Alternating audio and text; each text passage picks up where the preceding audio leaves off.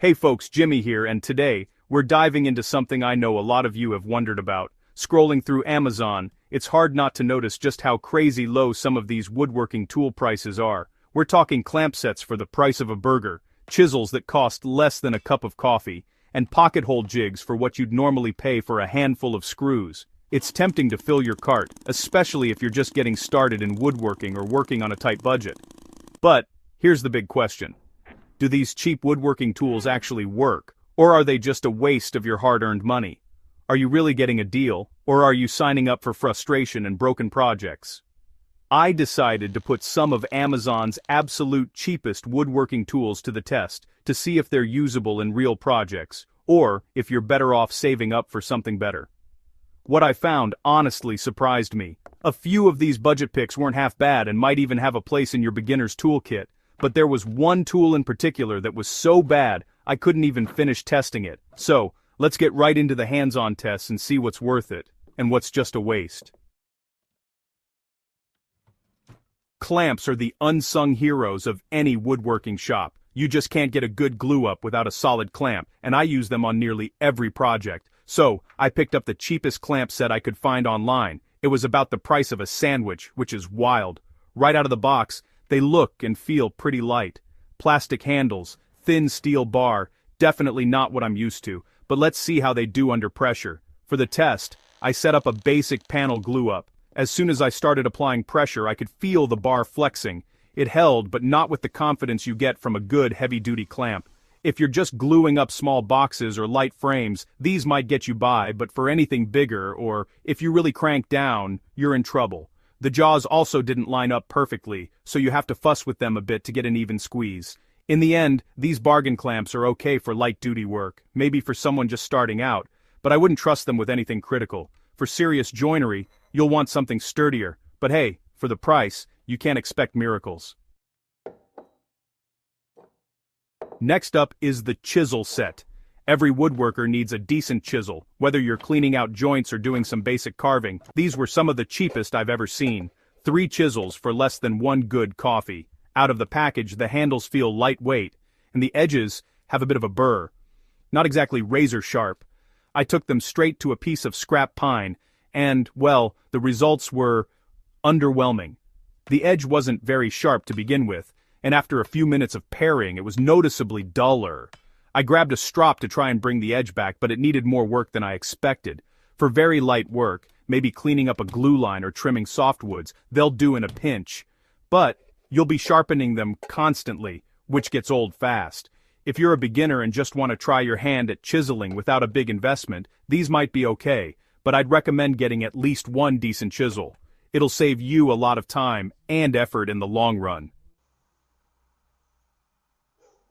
Pocket hole joinery is one of those things that makes woodworking accessible for beginners, so I was really curious about the cheapest pocket hole jig I could find. It's mostly plastic, super lightweight, and comes with a drill bit and a couple of screws. Honestly, I didn't have high hopes, but I wanted to give it a fair shake. Setting it up was straightforward enough. The plastic body flexed a little, but it clamped onto my workpiece without too much fuss. I drilled a few holes, and to my surprise, they came out clean and at the right angle. The screws held tight, and the joints felt solid. If you're only doing the occasional pocket hole and don't want to invest in a more expensive jig, this little guy will actually get the job done. The only downside is durability. The plastic won't stand up to heavy repeated use.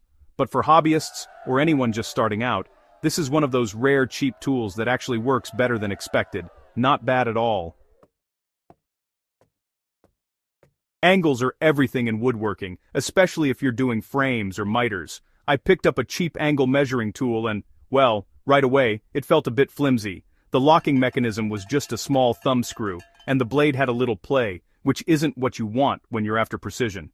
I tested it on a few common angles, 45, 90, even a weird 33-degree cut for fun. The tool measured fairly accurately at first, but as I tightened the lock, I noticed the blade would shift just a hair. For rough carpentry, it's not the end of the world, but for precise joinery or furniture making, that small shift can ruin a project. The numbers were also hard to read in low light, which is a little thing, but it matters when you're in the shop all day. Overall, it's okay for rough work, but I wouldn't trust it for anything where accuracy really counts. It's a reminder that not all bargains are equal, especially with measuring tools. Nothing beats the feeling of a sharp handplane gliding over wood, but you need a quality tool to get that. This was the cheapest handplane I could find, and let me tell you, it looked rough straight out of the box. The blade was dull and set at a weird angle, and the sole wasn't even flat. But I'm stubborn, so I gave it a go. After a little fiddling, I tried planing a piece of poplar. The blade chattered, and the surface came out rough and uneven. I stopped to adjust the blade, but it just wouldn't hold a consistent depth. Even after a quick sharpening, the results were still disappointing. The plane skipped and gouged, and the handle wasn't comfortable either. This is one of those tools that really shows the difference between cheap and quality. You can make it work if you have to, but it's frustrating, and you'll never get great results. Honestly, this is the one tool in today's lineup I couldn't even finish testing. I just had to put it down. A good marking gauge is a lifesaver for accurate layouts, so I was curious to see how the bargain version would do. This one was all plastic, super lightweight, but the locking screw felt solid enough. I set the measurement and locked it down, expecting it to slip. But to my surprise, the gauge held its setting and scribed a clean, consistent line. I tried it on both softwood and hardwood, and the results were the same. No skipping, no wandering. It's not as heavy or as comfortable as a premium marking gauge, but it works, and that's what matters.